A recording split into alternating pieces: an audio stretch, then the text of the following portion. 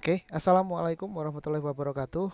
Kita lanjutkan pembahasan kita masih tentang non-current liabilities. Sekarang kita lanjut ke video materi part yang kedua tentang NCL ini. Di video materi part yang kedua kita akan membahas dengan topik dengan tema mengenai konsep dasar bonds atau obligasi. Di video materi yang pertama tadi, kita sudah sama-sama mengetahui bahwa bentuk umum dari non-current liabilities itu ada dua macam. Yang biasanya artinya yang sering berada atau mengisi neraca atau balance sheet di perusahaan-perusahaan itu terkait dengan non-current liabilities itu biasanya cuma dua, yaitu bonds atau long term debt yang berbentuk obligasi, bahasa Indonesia obligasi, bond yang pertama, kemudian yang kedua adalah long term notes, notes payable yang jangka panjang. Oke, sekarang kita bahas instrumen utang yang pertama yang lebih sering dipakai, yaitu obligasi atau bonds bahasa Inggrisnya. Bonds ini merupakan komponen atau elemen dari non current liabilities yang paling sering dibahas dan paling sering dipakai. Ini merupakan surat utang yang menerbitkan perusahaan. Sehingga kalau perusahaan itu menerbitkan bonds atau surat utang yang berbentuk obligasi ini, maka kemudian si perusahaan itu mengakui bahwasanya dia punya utang kepada pihak yang memegang bond atau pihak yang memiliki bond atas perusahaan tersebut. Oke, jadi ini merupakan surat utang. Nah, kalau kemudian bond ini atau obligasi ini merupakan utang, maka jelas konsekuensinya adalah utang itu, yang namanya utang itu kan harus dikembalikan suatu saat nanti di masa yang akan datang. Oke, jelas ya. Berarti kalau bond ini merupakan utang, berarti perusahaan punya kewajiban untuk mengembalikan utangnya di kemudian hari. Paham itu ya? Jelas itu. Jadi long term obligation. Bond ini merupakan long term obligation. Kewajiban jangka panjang. Kenapa disebut sebagai kewajiban jangka panjang? Karena kita sedang membahas non-current liabilities dan bond ini merupakan non-current liabilities sehingga dia masa untuk pelunasan atau pembayaran utangnya lebih dari 1 tahun atau jangka panjang. Sehingga atas bond ini perusahaan memiliki kewajiban untuk payback atau membayar kembali pokok pinjaman utangnya. Kapan bayarnya? Nanti jangka waktunya lebih dari 1 tahun atau satu periode akuntansi. Dapat dipahami ini ya. Jadi bonds itu merupakan kewajiban jangka panjang, long term obligation. Nah, bond itu ya, kalau ketika kita membahas current liabilities itu ada interest bearing notes kan gitu.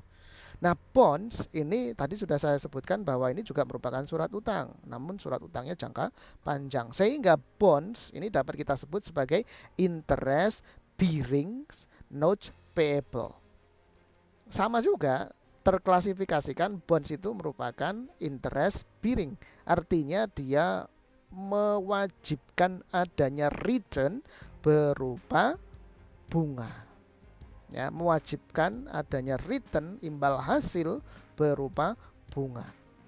Nah, kalau begitu, ketika perusahaan itu issued atau menerbitkan bonds yang merupakan long term obligation ini, maka perusahaan itu punya kewajiban juga untuk membayar bunga sebagai return. Bunganya ini dibayarkannya nanti biasanya secara periodik. Apa bedanya Pak dengan pembayaran bunga yang ada di current liabilities, notes payable gitu misalkan? Sama-sama membayar bunga tapi ada bedanya. Kalau bunga yang dibayarkan untuk surat utang jangka pendek seperti notes payable yang sudah kita bahas yang lalu, itu bunganya, interestnya bayarnya sekali saja, yaitu di akhir atau di maturity date atau di tanggal akhir masa jatuh tempo baru dibayarkan berbarengan atau bersamaan dengan pembayaran atas pokok utang. Nah, sementara kalau di long term obligation, obligasi atau bonds ini, maka pembayaran bunganya tidak sekali saja di akhir atau di maturity date bersamaan dengan pembayaran pokoknya. Tidak sekali saja. Terus gimana dong? Berkali-kali secara periodik. Misal ada bonds diterbitkan untuk jangka waktu 10 tahun. Kemudian tidak mungkin bunganya itu dibayarkan sekali di akhir tahun ke-10. Tidak. Terus gimana Pak bayarnya? Ada yang dibayarkan itu setiap akhir tahun. Berarti akhir tahun pertama, kedua, akhir tahun ketiga, akhir tahun keempat, akhir tahun kelima, dan seterusnya sampai akhir tahun ke-10. Jadi ada 10 kali pembayaran bunga. Gitu ya. Beda dengan yang notes payable yang current kan gitu. Dia sekali aja. Misalkan notes payable 6 bulan current. Nah, itu bunganya dibayarkannya kapan? Nanti di akhir bulan ke-6 bersamaan dengan pembayaran pokok utang di at maturity date. Oke, jadi tetap sama ya bahwasanya konsepnya kalau yang namanya utang itu harus dikembalikan. Yang dikembalikan apa? Pokok pinjamannya. Utuh, tidak ada yang berkurang. Tidak ada yang ditambah-tambahi juga. Nah, kemudian returnnya juga harus dibayarkan.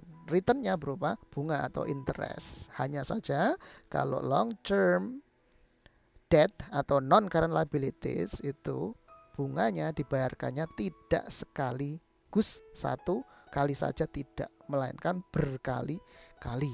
Itu yang membedakannya. Paham ya sampai di sini ya? Jadi yang namanya ngutang kalau di bisnis konvensional itu pasti ada dua hal nanti yang harus dibayarkan. Yang pertama membayar pokok utang, dan kedua adalah membayarkan returnnya berupa bunga atau interest. Ya sama kalau kita di konsep kehidupan yang sebenarnya dan yang syariah, yang namanya pokok utang itu pasti harus dibayarkan, tidak boleh dikemplang.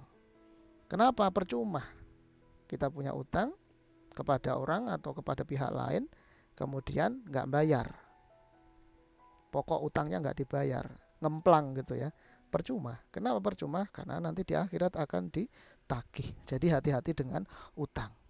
Nah itu begitu.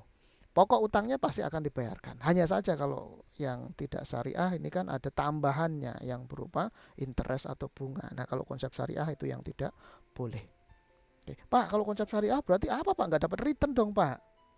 Kalau kita memberikan pinjaman berupa utang kepada orang lain atau kepada pihak lain atau kepada perusahaan, kalau nggak ada returnnya itu menyalahi konsep investasi dong Pak.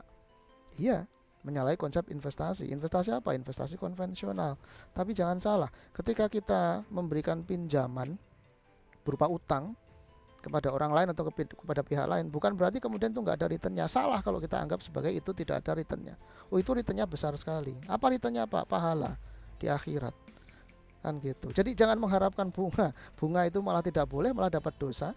Sementara kalau kita memberikan pinjaman murni, tidak ada tambahan embel-embelnya bunganya, oke, itu kemudian kita akan mendapatkan imbalan yang jauh lebih besar, jauh lebih bagus daripada interest, yaitu pahala. Oke, itu intermezzo aja. Nah sekarang kita lanjutkan. Intinya adalah kalau kita membahas di perusahaan konvensional, ya sistem konvensional, maka ada bunganya. Dan perusahaan itu harus mengembalikan pokok dan bayar bunga. Mengembalikan pokok utang dan bayar bunga. Dan untuk non-current liabilities, bunganya dibayarkan secara periodik, tidak sekaligus di akhir masa pinjaman seperti current liabilities. Oke. Nah, sekarang kita lihat jenis atau macam-macam bonds. Jadi yang namanya obligasi itu jenis atau macamnya itu ada banyak. Jadi jangan bingung nanti kalau kita sebutkan ada namanya convertible bond, ada zero coupon bond, ada junk bonds, convertible bond, callable bond, dan seterusnya. Jangan bingung. Basic prinsipnya sama. Mereka itu sama-sama bonds atau obligasi, surat utang jangka panjang.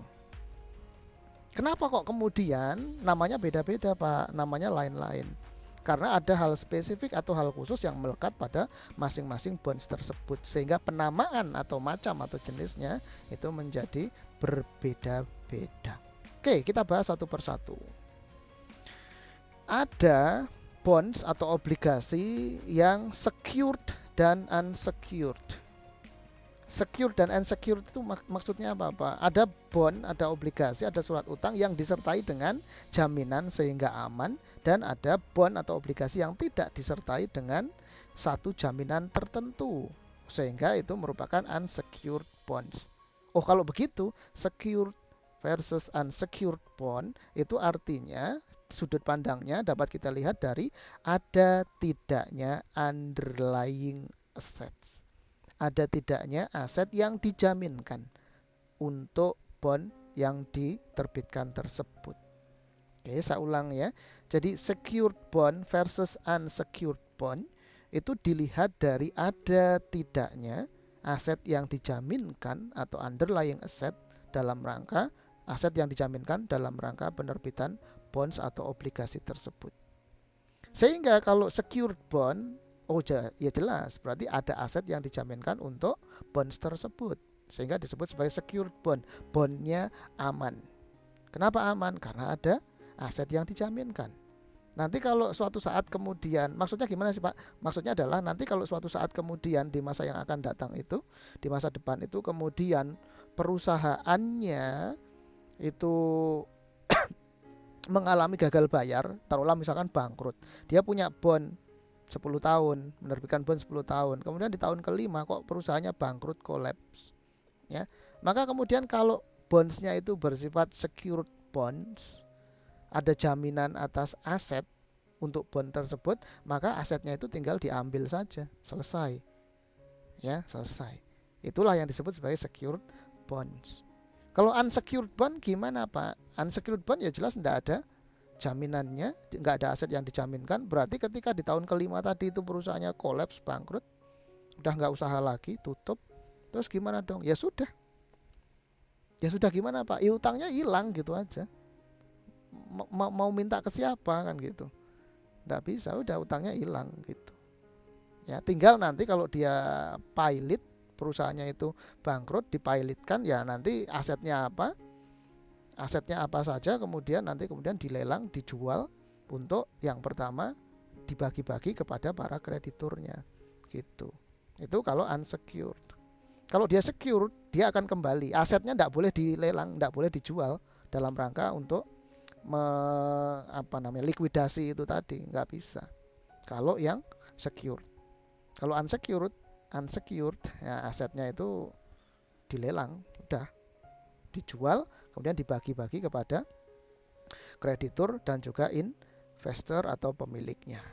Kalau yang unsecured. Kalau secured, asetnya misalkan ada mobil, ini sudah dijaminkan untuk bond seri A gitu, misalkan punyanya PT ABC, bond seri A. Mobil itu tidak boleh disita kemudian dilelang, dijual untuk likuidasi, nggak boleh. Itu mobil itu nanti akan diambil lebih dulu oleh si kreditor karena secured bonds. Nah, secured bonds itu artinya kan tadi ada aset yang dijaminkan untuk bonds tersebut, secured bond itu. Nah, aset yang dijaminkan itu bisa macam-macam. Ada dia yang dijaminkan itu bisa berupa rumah, ada juga bisa kendaraan seperti saya sebutkan tadi, saya contohkan. Ada juga berupa cash yang disisihkan. Nah, kalau aset yang dijaminkannya itu berupa tanah, rumah, atau bangunan, atau intinya berupa real estate, maka nanti bondnya itu disebut sebagai mortgage bonds. Ya, mortgage bonds. Sehingga dulu di tahun berapa ya, 2008 ya, itu kan ada krisis di Amerika, mortgage bondnya mengalami krisis, harga properti anjlok turun kan gitu ya. Nah itu di situ berarti ada banyak para nasabah atau orang gitu ya, atau perusahaan yang dia itu menerbitkan surat utang dan bangunannya atau tanahnya atau rumahnya itu dijaminkan atas utang tersebut. Nah itu udah kolaps gitu loh. Nah di situ muncul istilah namanya mortgage bonds. Ya, mortgage bond artinya utangnya, surat utang jangka panjangnya itu dijaminkan, ada jaminannya berupa aset yang asetnya itu adalah real estate, tanah, bangunan, toko, ruko gitu ya. Itu mortgage bonds. Ada juga aset yang dijaminkannya itu bukan berupa real estate, melainkan berupa cash. Jadi ceritanya si kreditur itu yang memegang bonds itu mewajibkan kepada perusahaan yang menerbitkan bonds untuk menyisihkan secara berkala sebagian cashnya dan tidak boleh dipakai untuk yang kepentingan yang lainnya cashnya tersebut. Nah itu uang yang disisihkan itu merupakan bagian dari aset yang tidak boleh dipakai.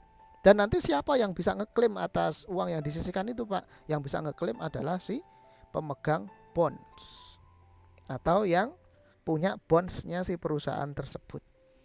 Nah ketika kemudian bondsnya itu mewajibkan untuk mengapropriasi atau menyisihkan sebagian cashnya dan tidak boleh dipakai untuk kepentingan yang lain-lain itu tadi, sehingga bondsnya disebut sebagai sinking fund bonds. Sinking fund bonds. Sinking fund bonds. Nah di sini sinking itu kan kata dasarnya adalah sink, artinya tenggelam. Artinya cashnya itu dibenamkan, ditenggelamkan, tidak bisa dipakai untuk yang lain-lainnya. Contohnya gimana Pak? Misal perusahaan itu membeli mesin untuk produksi dengan menerbitkan bonds sebesar 1 miliar bondsnya, ya 1 miliar. Kemudian pihak yang membeli bonds tersebut, artinya kreditur atau lender itu, kemudian bilang, PT ABC, misalkan yang menerbitkan bond PT ABC, PT ABC, saya mewajibkan ke kamu untuk selama 10 tahun menyisihkan cash sebesar 50 juta per tahun. Itu kata si kreditornya. Jadi PT ABC punya kewajiban untuk menyisihkan 50 juta per tahun. Ya, 50 juta per tahun disisihkan selama berapa tahun? Selama 10 tahun. Pak, terus uang yang disisihkan tadi atau appropriated fund itu tadi yang setiap tahun tuh 50 juta, 50 juta, 50 juta kan nggak boleh dipakai untuk apa-apa, Pak. Nanti kalau sudah jatuh tempo at maturity date, kemudian uangnya buat apa, Pak? Kan nanti pas pada saat jatuh tempo kan pokok utangnya harus dibayar, bunganya juga sudah dibayar secara berkala, Pak. Terus nanti buat apa, Pak, yang 50 juta kali 10 tahun itu tadi? Atau 500 juta itu buat apa, Pak? Ya nanti 500 jutanya ketika di akhir tahun ke-10 perusahaan PT ABC sudah melunasi pokok pinjamannya yang 1M tadi, ya sudah uangnya menjadi free lagi. Nggak kemudian tuh uangnya yang 500 juta itu dikasihkan kepada si krediturnya, tidak. Ya, tidak. Itu hanya untuk berjaga-jaga saja. Ya. Jadi nanti di akhir periode utang, akhir periode bond, di akhir tahun ke-10, maka nanti cashnya tadi itu akan menjadi free, tetap menjadi miliknya si PT ABC. Dari awal itu miliknya PT ABC, bukan miliknya si kreditor. Ya, hanya saja tidak boleh digunakan secara bebas itu cashnya. Gitu. Nah, nanti di akhir tahun ke-10, asalkan perusahaan si PT ABC ini bayar bunganya itu secara periodik, secara berkala, lancar terus, dan kemudian di akhir periode dia bisa membayar pokok pinjamannya yang 1 miliar, nggak ada masalah. Uang cash yang sudah disisihkan tadi menjadi free kembali, bebas PT ABC mau pakai buat apa, dan tidak dikasihkan kepada si kreditur uang yang 500 juta yang disisihkan tadi. Loh, terus fungsinya untuk apa, Pak? Fungsinya adalah sama dengan seperti aset berupa rumah yang dijaminkan tadi. Nanti misalkan di tahun kelima kalau PT ABC kolaps, nggak bisa membayar bunga dan mengembalikan utangnya kepada kreditur, pokok utangnya nggak bisa dia kembalikan kepada kreditur di tahun kelima, maka kemudian uang yang sudah diapropriasikan, yang sudah disisihkan selama 5 tahun, berarti berapa tuh? 250 juta, 50 juta dikalikan 5, 250 juta itu nanti langsung diambil oleh si kreditur. Gitu, ya, menjadi miliknya si kreditur kalau PT ABC kolaps di tengah jalan. Oke? Paham ya sampai di sini ya? Jadi ini contoh dari sinking fund bonds, ya, sinking fund bonds. Jadi sekali lagi saya tekankan, ini jangan dihafal ya. Kalau mortgage bonds itu berarti real estate. Mortgage itu real estate. Kemudian kalau sinking fund bond, sink itu tenggelam. Oh, berarti ada aset yang ditenggelamkan. Biasanya berupa cash. Cash yang ditenggelamkan nggak boleh dipakai secara bebas. itu sinking fund bonds. Itu merupakan secured bonds. Kemudian kalau yang unsecured bonds, ya, unsecured bonds itu nama lainnya adalah debenture bonds. Ya, unsecured bond nama lainnya debenture bond. Nah, apa itu unsecured bond atau debenture bond? Debenture bond itu merupakan bonds atau obligasi yang tanpa jaminan apapun. Tanpa jaminan berupa aset apapun. Nggak ada jaminannya bahasa gampangnya. Ya, nggak ada jaminannya. Biasanya yang bisa menerbitkan unsecured bonds itu perusahaan yang dia sudah punya rating atau reputasinya yang bagus banget di dunia utang piutang. Dia tidak pernah punya track record, dia pernah ngemplang, nggak punya. Kemudian dia sudah terkenal, perusahaannya itu bagus, tingkat profitabilitasnya itu tinggi, keren banget pokoknya. Dan kemudian pembayaran bunganya itu sejauh ini kepada kreditur siapapun itu selalu lancar. Maka ada nanti investor yang tertarik untuk minjemin si perusahaan yang kayak gitu itu ada, dan tanpa perlu jaminan gitu loh. Sehingga disebut sebagai unsecured bonds atau debenture bonds. Tapi syaratnya itu tadi, rating atau reputasinya si perusahaan itu harus bagus. Kalau perusahaan baru mau menerbitkan bonds yang pertama kali, orang atau investor kan mana percaya kan gitu loh. Disuguhi dengan unsecured bonds, pertama kali langsung terbitkan unsecured bonds. Nah, itu tidak ada orang yang percaya gitu, tidak ada pihak yang percaya, tidak ada investor yang yakin bahwasanya nanti si perusahaan ini bisa mengembalikan utangnya. Ya, gitu. Itu secured versus unsecured bonds. Jangan dihafal ya. Jadi yang secure itu ada jaminan, unsecured atau debenture bond itu tidak ada jaminan. Yang secured bond contohnya adalah mortgage bond. Mortgage itu real estate. Kemudian ada sinking fund. Sink itu tenggelam, berarti ada aset, ada cash biasanya yang ditenggelamkan, nggak boleh dipakai untuk kepentingan lainnya.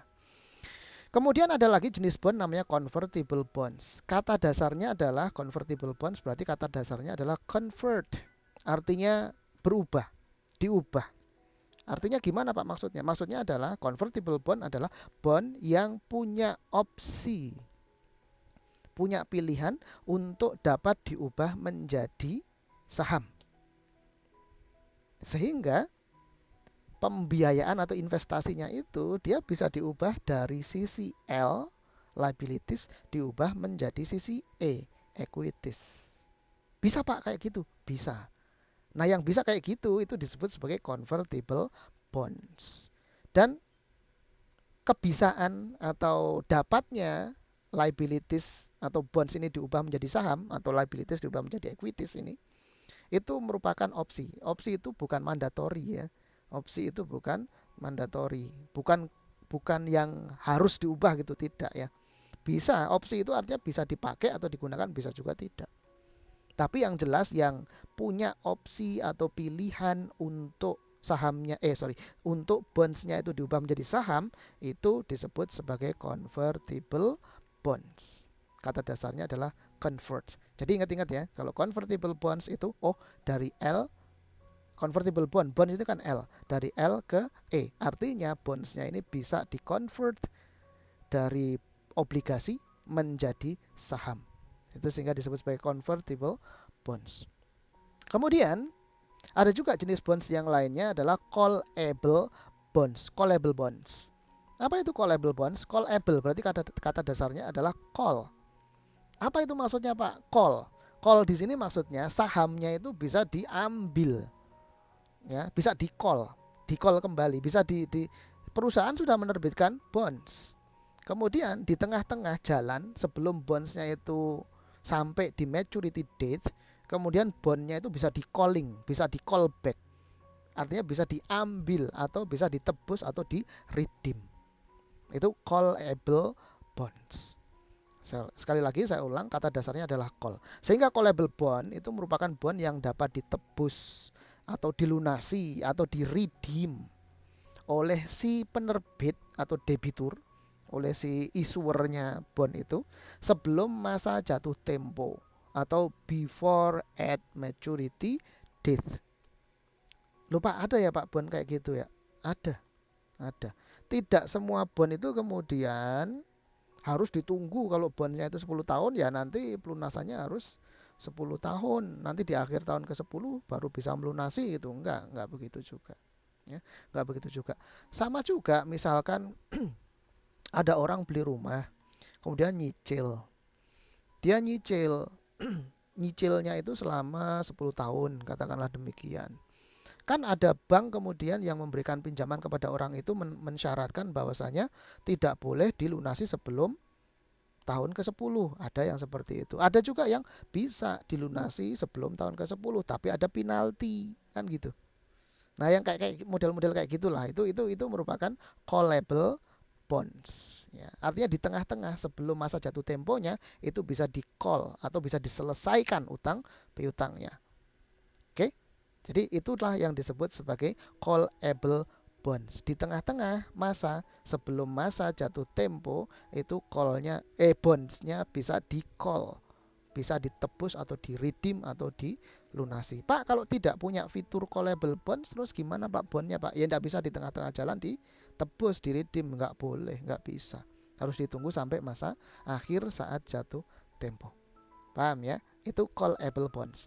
Kemudian ada juga namanya zero coupon bonds. Sama dengan ketika kita membahas di video materi yang lalu tentang discounted notes payable.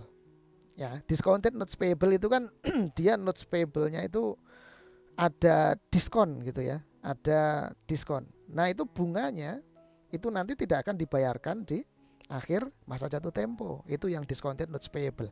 Nah, mirip dengan itu di bonds itu ada istilahnya namanya zero coupon bonds.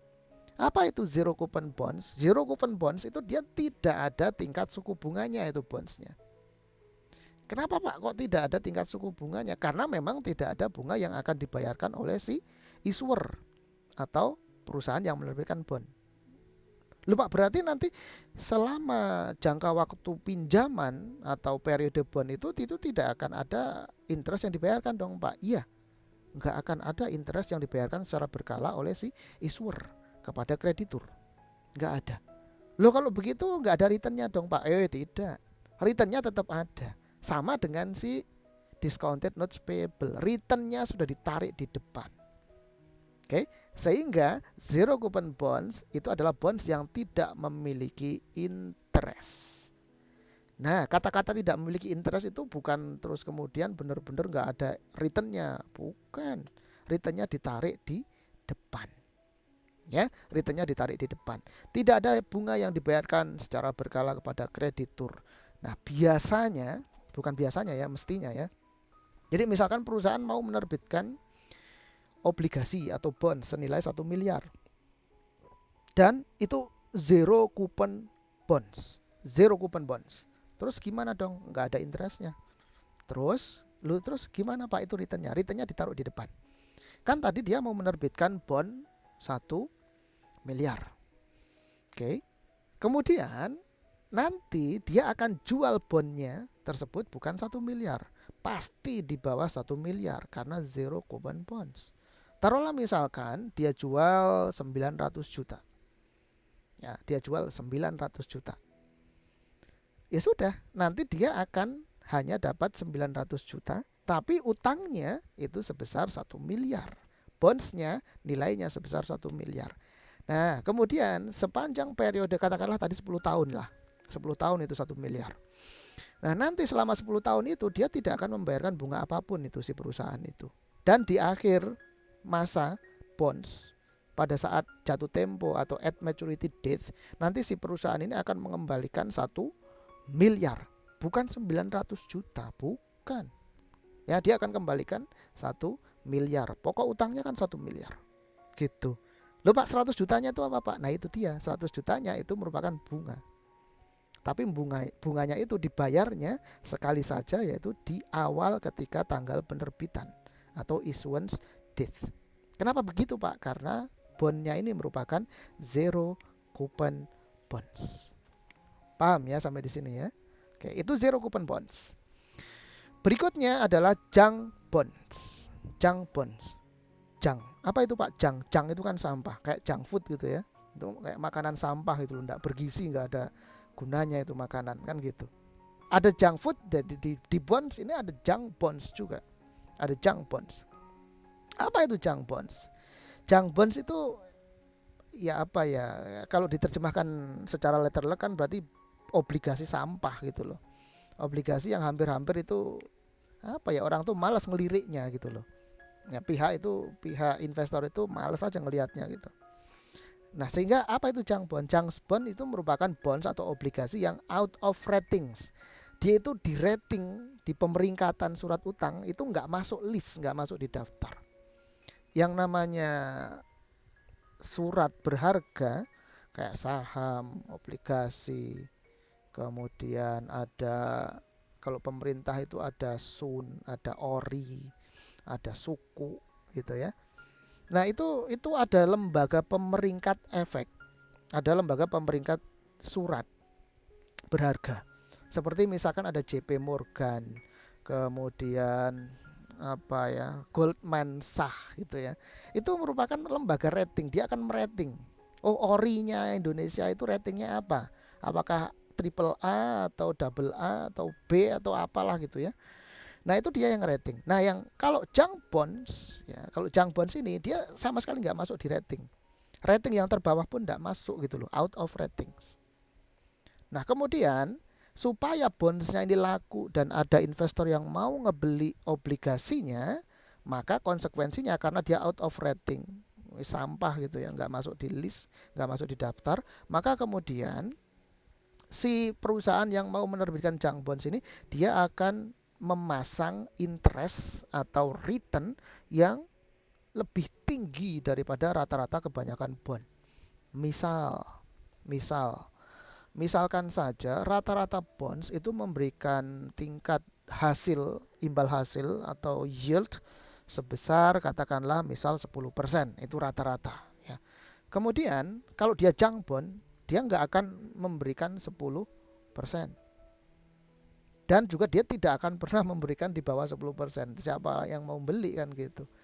Agar supaya investor itu tertarik untuk membeli junk bonds, maka kemudian dia harus di atasnya 10%. Kalau rata-rata bonds itu 10%, tadi saya bilang dia akan menerbitkan bonds, junk bonds dengan tingkat suku bunga imbal hasil katakanlah misalkan 15%, sehingga investor tertarik. Lupa apakah kemudian ada investor yang tertarik? Ya mungkin saja ada, karena tingkat suku bunganya itu tinggi. Biasanya cuma 10% kok, ini 15%. Tapi tingkat return atau tingkat suku bunga imbal hasil yang tinggi tadi itu bukan berarti kemudian bagus. Itu dibarengi dengan risiko gagal bayar atau default risk yang juga lebih tinggi atas junk bond ini ketimbang bonds-bonds yang lainnya. Ya, saya ulang ya. Junk bonds ini kenapa kemudian dia memberikan imbal hasil yang lebih tinggi daripada bonds kebanyakan? Kenapa demikian? Karena dia tahu bahwa bondsnya ini bond sampah gitu loh, obligasi sampah, tidak ada yang mau ngelirik. Supaya kemudian ada investor yang mau ngelirik dan mau ngebeli junk bonds ini, maka kemudian returnnya harus dinaikkan lebih tinggi daripada rata-rata kebanyakan return bonds yang setara. Ya, kenapa kok kemudian si junk bond ini out of rating? Karena dia memiliki risiko gagal bayar atau default risk yang tinggi. Dapat dipahami ini ya. Jadi karena default risknya tinggi, sehingga dia nggak masuk di rating, dan dia kalau junk bondnya mau laku, ada yang mau ngebeli, maka kemudian tingkat return atau imbal hasilnya harus ditinggikan dari rata-rata kebanyakan bonds. Oke, itu beberapa jenis atau macam-macam bonds yang ada di pasar atau di market atau di bursa ya, atau di bursa. Pak, kalau bondsnya itu dimiliki oleh pemerintah, misalkan kayak ORI, obligasi retail Indonesia gitu, itu atau SUN, surat utang negara, nah itu gimana Pak itu Pak? Nah itu bukan junk bonds itu. Kalau yang menerbitkan pemerintah kan sudah pasti bonafide, tidak mungkin kok pemerintah ngemplang, itu nggak mungkin. Itu bukan junk bonds itu ya. Biasanya itu merupakan secured bonds ya, secured bonds. Nah, sekarang kita masuk ke karakteristik dan fitur bonds. Dari tadi kita ngomongin jenis-jenis bond, bahan bond aja gitu kan. Nah sebenarnya bond itu kayak gimana Pak bentuknya Pak? Ya kalau di realnya itu ya surat utang lah ya, surat utang. Kemudian kalau di kita sering dengar di kepemerintahan ya Kementerian Keuangan itu menerbitkan ada SUN tadi saya bilang surat utang negara, kemudian ada ORI obligasi retail Indonesia, kemudian ada suku gitu ya yang syariah itu semuanya merupakan bonds. Yang mengeluarkan siapa? Yang mengeluarkan pemerintah Republik Indonesia. Nah, sekarang kita lihat kalau begitu bonds itu kan berarti ada hitam di atas putihnya dong Pak, ada surat atau perjanjian tertulisnya. Jawabannya adalah iya, pasti ada. Ya pasti ada. Tidak mungkin bonds kok kemudian tidak ada sertifikatnya, tidak ada perjanjian hitam di atas putihnya. Itu tidak mungkin dan tidak mungkin ada seperti itu.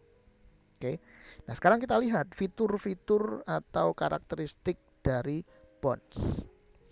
Yang pertama, bonds itu pasti memiliki jangka waktu periode pinjaman. Pasti itu. Tidak ada yang namanya bonds atau obligasi atau surat utang itu kemudian tidak ada masa pinjamannya. Tidak ada. Jadi seperti misalkan ORI, obligasi retail Indonesia, itu ada masanya 5 tahun gitu. Kemudian ada sukuk gitu ya. Sukuk itu rata-rata 3 tahun. Nah, itu merupakan jangka waktu periode pinjaman 3 tahun. Ya. Dan yang jelas pasti itu lebih dari 1 tahun. Ya, pasti lebih dari 1 tahun karena merupakan bonds itu merupakan long term debt atau non current liabilities.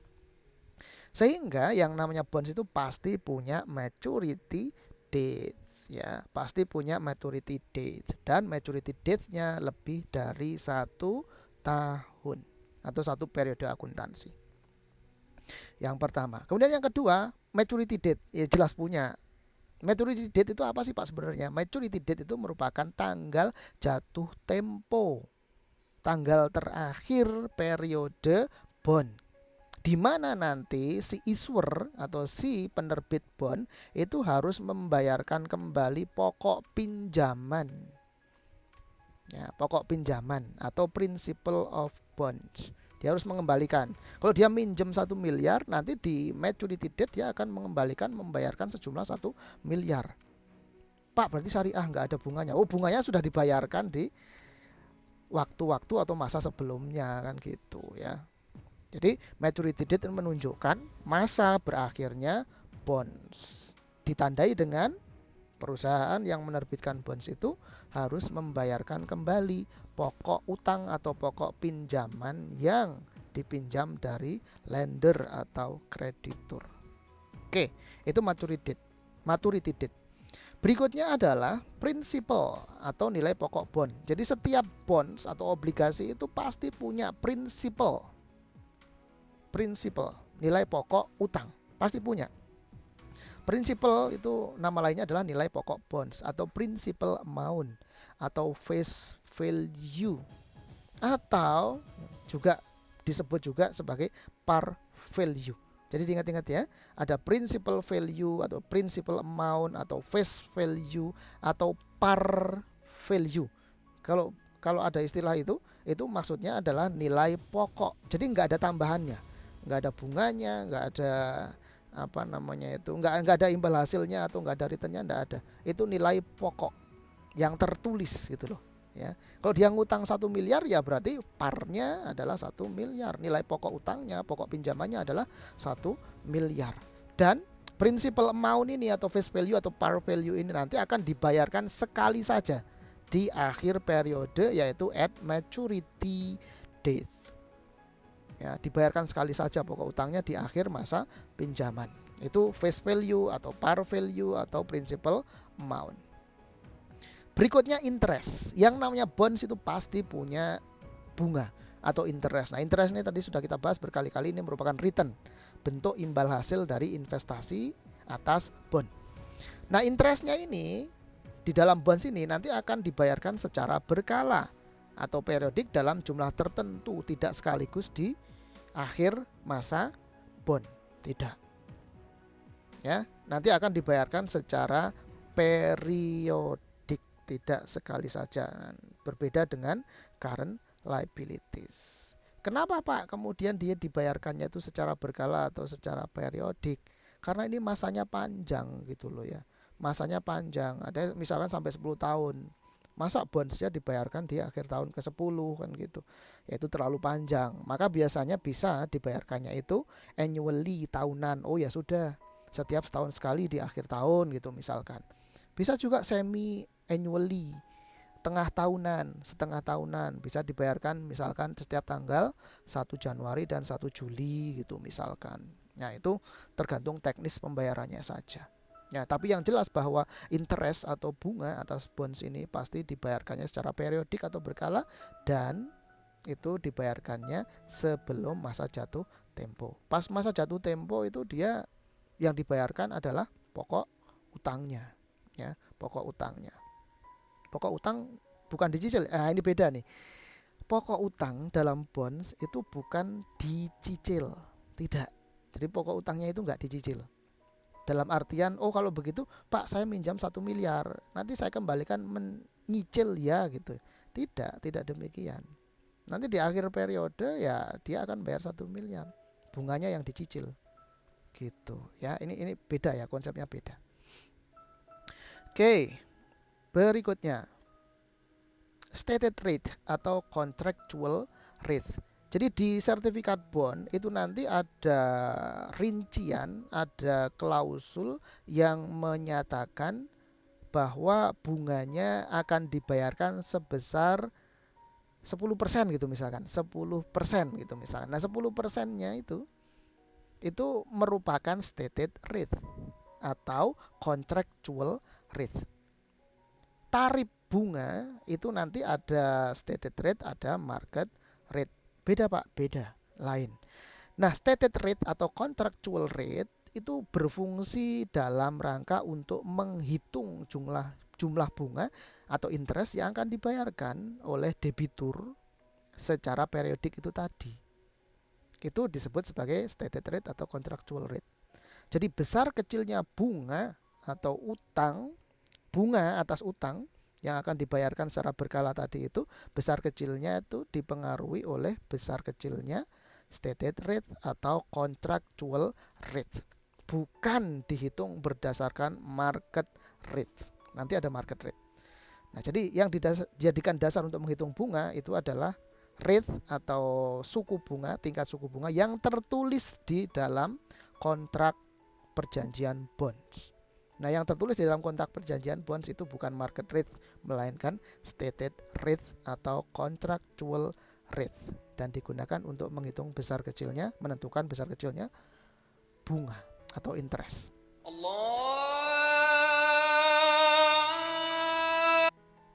Oke. Kemudian ada juga quoted price. Ya, ada juga istilahnya nanti bonds itu punya quoted price. Apa itu Pak quoted price? Ya, quoted price. Apa itu quoted price? Quoted itu artinya terbuka gitu ya. Quoted dalam tanda petik terbuka. Jadi sehingga quoted price itu menunjukkan harga jual bond di pasar atau di market, atau kalau pasarnya itu pasar surat berharga itu disebut sebagai bursa. Nah, quoted price itu biasanya dalam bentuk persentase. Ya, dalam bentuk persentase. Misalkan quoted price-nya adalah 95. Misal, quoted price-nya adalah 95. Maka 95 di sini maksudnya adalah 95%. Jadi harga bondsnya itu dijual seharga 95% dari prinsipal. Mana tadi prinsipal ya? Dia dijual dengan harga 95% dari par value. Misal par value-nya 1 miliar, kemudian dijual, dia punya quoted price 95. Maka artinya bonds yang nilainya 1 miliar tadi, nilai nominalnya 1 miliar tadi, itu dijual seharga 950 juta atau 95% dari 1 miliar. Nah, angka 95 inilah yang disebut sebagai quoted price. Loh Pak, kan sama aja Pak. Kalau begitu kan price-nya itu adalah 950 juta. Par value-nya 1 miliar gitu. Ini untuk menyederhanakan penulisan. Jadi nanti bunyinya adalah issued bonds 1 miliar 95. Nah, dengan price 95. Nah, price yang 95 itu adalah quoted price. Jadi enggak usah bingung. Berarti nanti cash yang diterima adalah 95% dari 1 miliar alias 950 juta. Nah, 95 ini disebut sebagai quoted price. Paham ya? Jadi quoted price itu menunjukkan, bukan menentukan ya, menunjukkan harga jual bond tersebut di pasar atau di market atau di bursa, dan diwujudkan dalam bentuk persentase seperti ini tadi. Pak, persennya kok nggak ditulis? Nggak usah ditulis, orang juga udah paham gitu loh ya. Nggak perlu ditulis 95% gitu, nggak perlu ya. Kalau mau ditulis boleh nggak Pak? Boleh, silakan aja. Oke, berikutnya ada market price. Market price, harga pasar. Nah, market price ini lawannya si stated rate. Nanti ada market price, ada market rate. Kalau market rate itu menunjukkan tingkat imbal hasilnya, kalau market price itu harga pasar atas satu bonds. Market price itu menunjukkan harga pasaran atas bonds tersebut di bursa. Loh Pak, bedanya apa Pak market price dengan quoted price? Beda. Kalau quoted price ini 95 gitu ya. Market price-nya 950 juta. Oke, itu namanya market price. Oh, gitu ya Pak. Iya. Jadi tadi saya ulangi lagi ya. Ada bonds, par value-nya adalah 1 miliar, itu par value. Kemudian dia laku dijual di pasaran sebesar 950 juta. Nah, 950 juta rupiah itu disebut sebagai market price. Nah, kemudian angka 950 juta itu disederhanakan menjadi 95% kan? 95%, maka ditulis 95. Nah, 95 itu merupakan quoted price. Jadi ngerti ya sampai di sini ya? Oke. Market price itu merupakan harga jual beli atas bonds yang berlaku di pasar atau di market atau di bursa. Perhitungan atas market price itu dengan menerapkan konsep time value of money atau TVM, time value of money yang ini. Nah, berarti kalau dia merupakan market price yang ini merupakan harga jual beli yang ada di bursa, berarti kesepakatan antara pembeli dan penjual dong Pak. Jawabannya definitely yes. Sehingga ini menunjukkan kekuatan pasar atau titik pertemuan antara demand and supply. Suppliernya adalah si perusahaan yang menerbitkan bond, demandnya nanti adalah si investor. Ketemunya berapa, dealnya berapa, itu nanti akan menunjukkan market price. Kemudian ada market rate. Apa itu market rate? Market rate adalah tingkat imbal hasil yang diinginkan oleh si lender atas satu bond. Disebut sebagai market rate. Ya, bukan market price ya. Market rate ini lawannya si mana tadi? Stated rate atau contractual rate. Nah, market rate itu menunjukkan tingkat imbal hasil atau return yang diinginkan oleh investor atas suatu bond tersebut. Ya. Lupa, kalau begitu market rate itu wujudnya dalam bentuk persentase dong, Pak. Jawabannya adalah ya. Ya, adalah ya.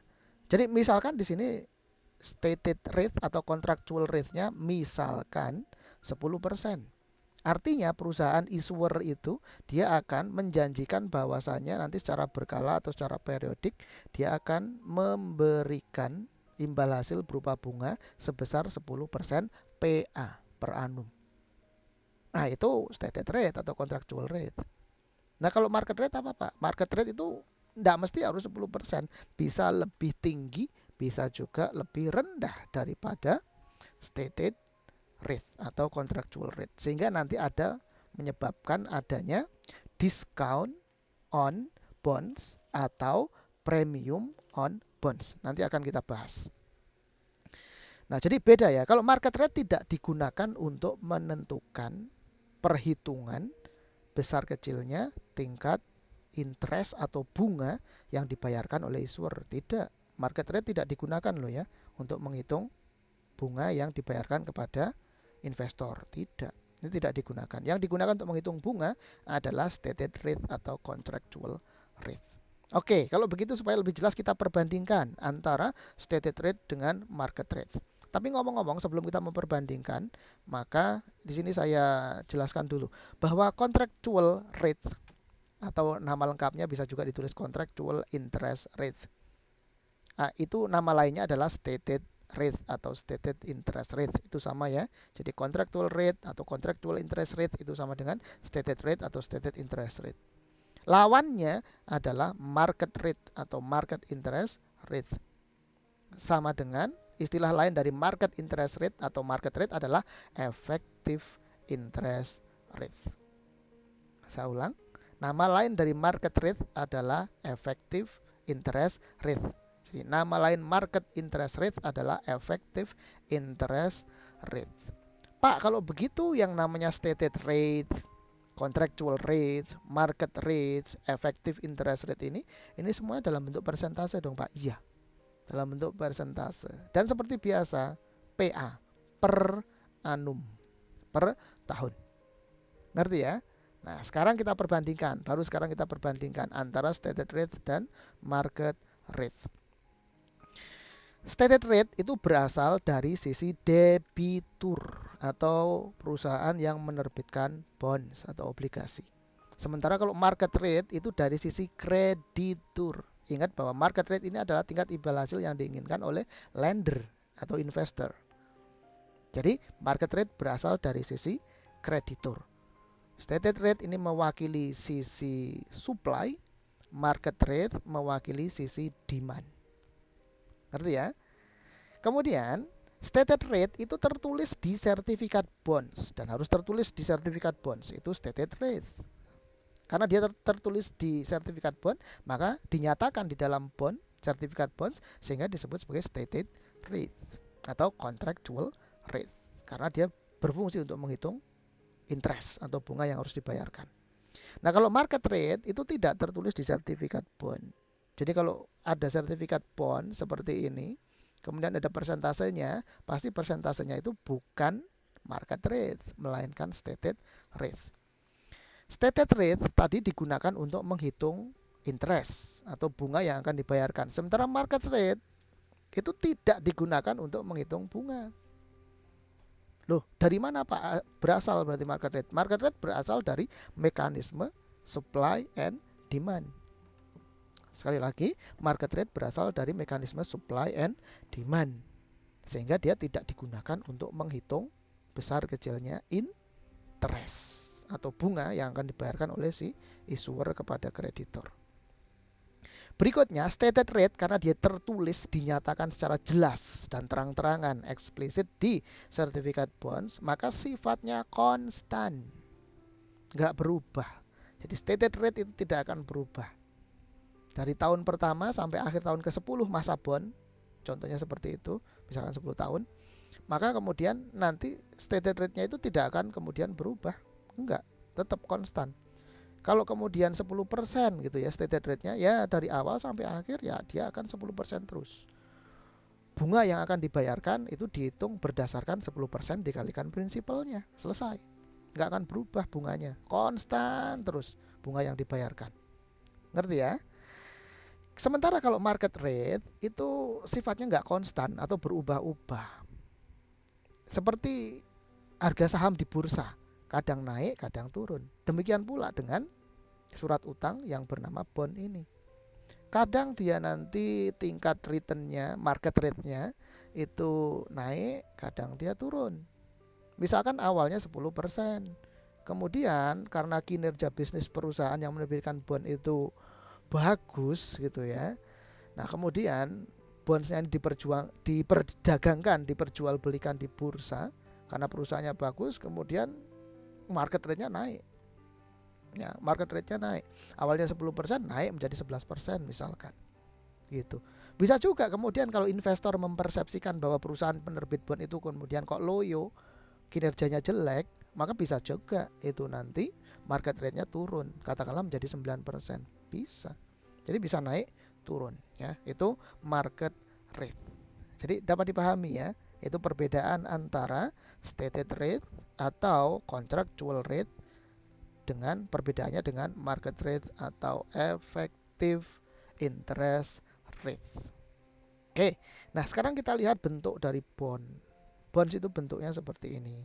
Ini contoh ya, contoh contoh spesimen dari yang namanya obligasi atau bonds. Kita lihat. Ini di sini ada namanya International Minerals and Chemical Corporation. Nah, ini adalah perusahaan yang menerbitkan bonds. Namanya International Minerals and Chemical Corporation. Ini perusahaan penerbit atau issuer namanya ya, issuer of the bond. Kemudian ini ada 6,875%. 6,875%. Nah, persen di sini ini maksudnya rate kan berarti kan. Dan ini karena dia tertulis di sertifikat bond, maka ini merupakan stated rate atau contractual rate. Nah, 6,875% inilah yang digunakan sebagai dasar untuk menghitung berapakah bunga atau interest yang dibayarkan oleh si International Minerals and Chemical Corporation kepada kreditur.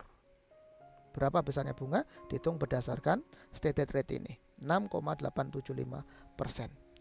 Sinking fund debenture ya, sinking fund debenture due May 1st 2020 ya, berarti ini bondnya ini ada sinking fund ya, ada sinking fundnya, berarti ini secured ya, secured bond.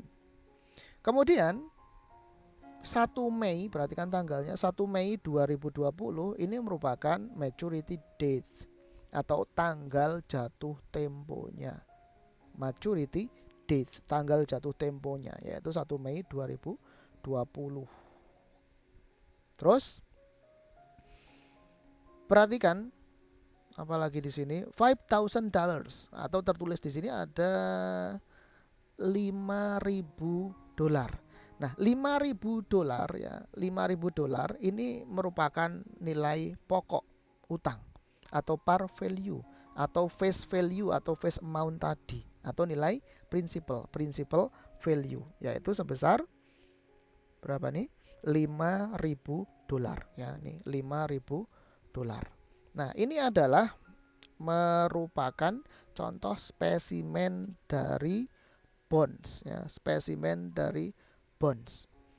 Nah, kemudian Pak, jangka waktu atau masa dari bonds ini, masanya kapan Pak? Masanya berapa lama gitu ya.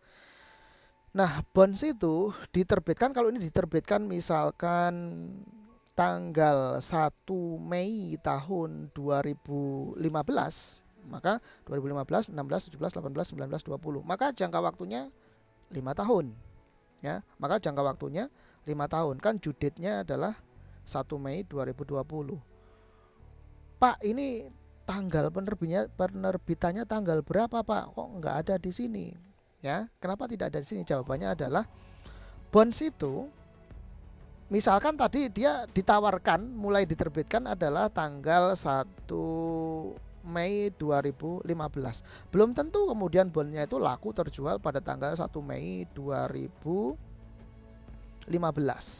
Belum tentu. Kadang dia bisa laku 3 bulan kemudian, 6 bulan kemudian, atau bahkan mungkin bisa juga 1 tahun kemudian.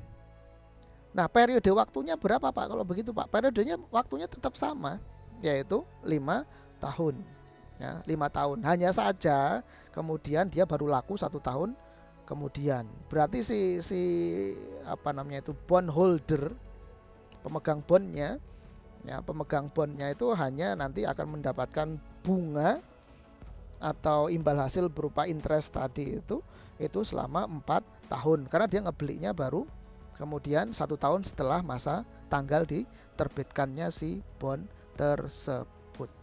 Oke, kira-kira seperti itu. Nah, ini adalah contoh spesimen dari bonds ya, spesimen contoh bonds. Nah Pak, Berarti kalau di sini ada hitam di atas putih di sini, berarti ini sama Pak dengan yang notes payable kemarin dong Pak. Notes payable itu kan berarti kan written promises, perjanjian tertulis bahwasanya ada pihak yang berutang kepada pihak lain kan gitu. Jawabannya adalah iya. Apalagi bond jangka waktunya lebih lama. Pasti ada perjanjian hitam di atas putihnya. Nah, ini dia, seperti ini bentuknya atau wujudnya. Oke. Selesai pembahasan kita di video materi part yang kedua tentang konsep dasar bonds. Berikutnya nanti kita akan lanjutkan bagaimanakah treatment akuntansi atas bonds ini. Oke, terima kasih.